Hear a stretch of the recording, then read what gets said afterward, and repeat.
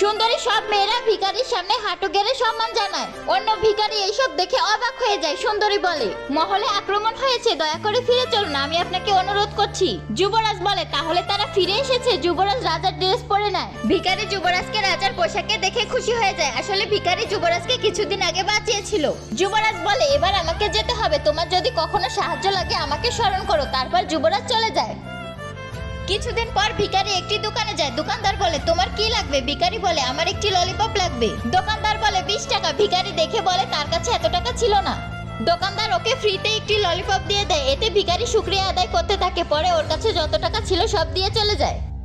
ভিখারি টফি খেতে খেতে যাচ্ছিল আর তখন একটি মেয়ের সাথে ধাক্কা লেগে যায়। পরে ওর ড্রেস সাফ করতে থাকে আর ওর বয়ফ্রেন্ডের রাগ হয়ে যায়। পরে ওকে একটি ঘুষি মেরে দেয়। ভিখারি ললিপপটি নিতেই যাচ্ছিল, মেয়েটি পা দিয়ে চেপে ধরে। পরে মেয়েটির বয়ফ্রেন্ড ওকে ফুটবলের মতো লাথি মারতে থাকে আর সবাই হাসতে থাকে।